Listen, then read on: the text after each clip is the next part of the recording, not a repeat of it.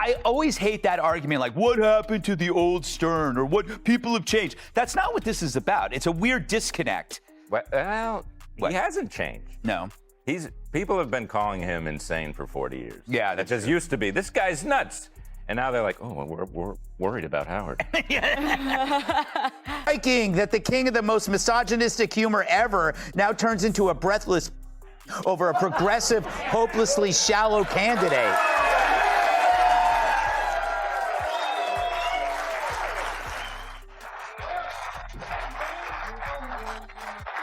But maybe that's the explanation. And I watch them on Saturday Night Live with the where they have Maya Rudolph playing you. Mm-hmm. I hate it.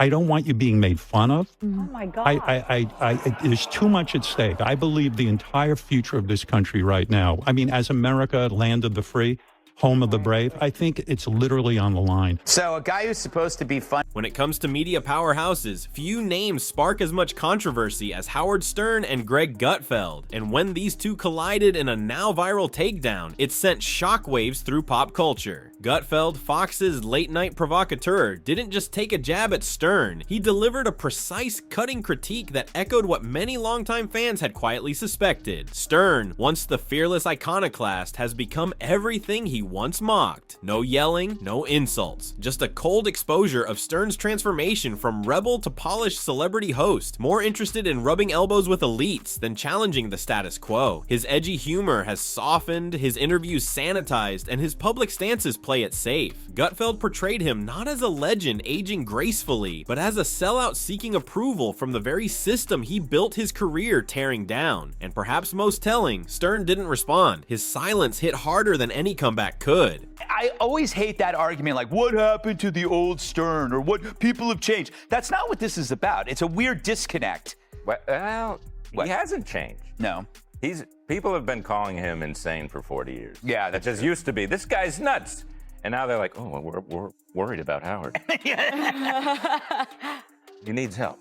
Mm-hmm. But I'll tell you, though, I'm a little sympathetic because what you said is correct, but I'm also a germaphobe. Yeah. And, you know, I just have a smaller apartment. Yeah. So it's like The moment that sparked the controversy was as absurd as it was revealing. Howard Stern, in an offhand attempt at humor, quipped that he'd vote for Kamala Harris or even the wall behind her. Meant to be playful, the comment backfired spectacularly when Greg Gutfeld flipped it into a stinging metaphor, highlighting Stern's fall from provocative firebrand to fumbling talk show host. Gutfeld pointed out that comparing Harris to a wall wasn't just a clumsy joke. It hinted that Stern now bumbles through commentary with the cluelessness of a doddering relative, unaware he's become the punchline. This awkward gaffe served as a symbol for Stern's broader decline. And if that wasn't enough, Gutfeld ramped up the ridicule by skewering Stern's tone-deaf complaints about how exhausting it is to socialize with Hollywood elites. As the world battles real problems, Stern's gripes about celebrity dinners and life in a $20 million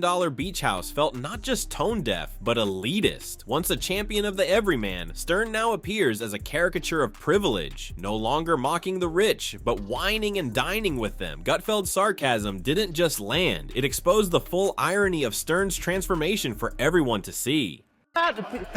This definition of woke, it's if you call someone a know-it-all, you're not complimenting them on the breadth of their knowledge. Yeah.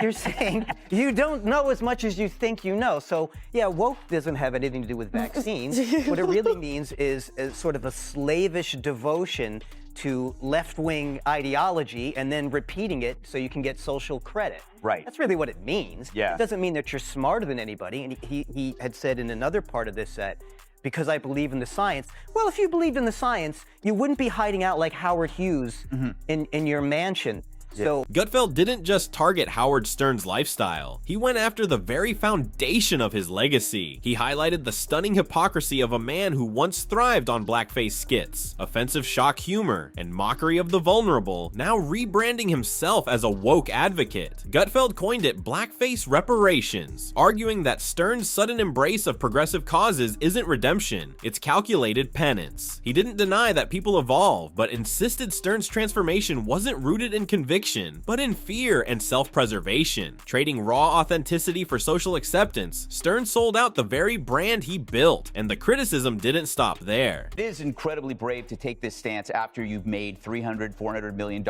not being woke, right? Loving Donald Trump, exploiting the mentally ill, wearing blackface. Look at the crop of woke comics, whether it's Stern or Jimmy Kimmel, his BFF, Sarah Silverman, Joy Behar, Michael Ian Black. What do they all have in common? They wore blackface. And then they went woke. It's not a chicken or egg thing there. You know what order it came. So I call this BFR. It's blackface reparations. There's nothing in Stern's previous career that could withstand this modern witch hunt that he now embraces. So this is a form of restitution. Maybe he says, you know, if I'm woke too, the crocodile will eat me last, but they always do eat. But I get it. He flipped from populist to elitist because now he's with elitists. Gutfeld spotlighted Stern's new clique of Hollywood elites, Jimmy Kimmel, Jennifer Aniston, and others, pointing out that the once radical outsider had fully joined the establishment. Stern, once the grenade thrower of radio, now seems desperate to be liked by the very crowd he used to destroy. Gutfeld's takedown exposed the uncomfortable truth. The rebel hadn't just changed, he'd surrendered. And I watch them on Saturday Night Live with the where they have Maya Rudolph playing you. I hate it. I don't want you being made fun of. Oh my God. There's too much at stake. I believe the entire future of this country right now. I mean, as America, land of the free, home of the brave, I think it's literally on the line. So a guy who's supposed to be funny for a living now claims her candidacy is too important to joke about. This is a guy who once joked right after the Columbine massacre that the killers should have raped the students before killing them. Not that I like that Stern, but this pendulum swing from saying the most tasteless thing in the universe to putting your balls in a Tic Tac container. You gotta wonder what's going on here. It's striking that the king of the most misogynistic humor ever now turns into a breathless over a progressive, hopelessly shallow candidate. What made Greg Gutfeld's takedown of Howard Stern so effective wasn't rage, it was surgical precision. Without raising his voice or resorting to personal attacks, Gutfeld calmly peeled away the layers of Stern's rebranded persona, exposing a hollow core beneath the once fearless shock jock. He didn't need theatrics, he simply held up a mirror by contrasting the wild, unfiltered Stern of the past with today's cautious, approval-seeking version. Gutfeld framed the transformation not as growth, but decay, and the most damning part? Stern said nothing. No retort, no witty comeback, not even a tweet. For a man who built an empire on destroying critics in real time, the silence was jarring, almost like an admission. In an industry driven by reactions, Stern's quiet withdrawal didn't just seem like retreat, it felt like resignation. Gutfeld's punch landed cleanly, and the silence that followed did more damage than any argument could. To many fans, it wasn't just Stern losing a debate, it was Stern losing himself. Holed up in his house that long, it explains a lot of things, like how you forget how other people live, especially in hard times like a pandemic. For the longest time, 2 years in fact, the same time Stern's been AWOL, I wondered where he went. Not physically, but mentally. I bet you did too. Remember his screeds about COVID? They were epic and angry, and not to mention wrong.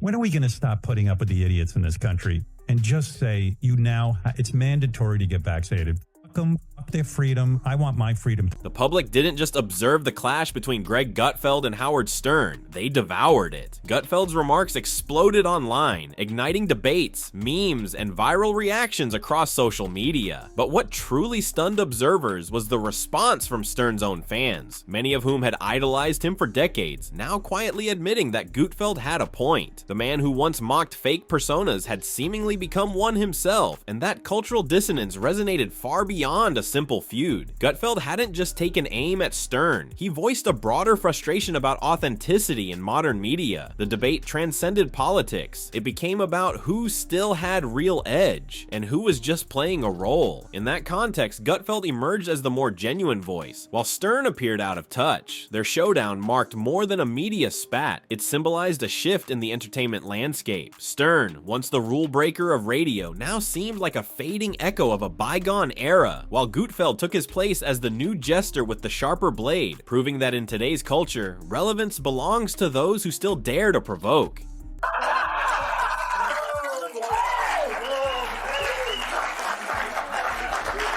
You should hear what keeps him up at night. This is what keeps me up at night. I don't understand how my fellow Americans, I don't even understand how this election is close. And yes, I'm voting for you, but I would also vote for that wall over there. Well, he's half right. We do need a wall. You know, to keep out gang members, fentanyl dealers, human traffickers, and Anna Navarro. What's funny, though, is that Stern actually thought that was a compliment. Stern has become such a wussified sycophant, he doesn't realize that telling Kamala that he'd vote for a wall is telling her that he knows she's as dumb as one.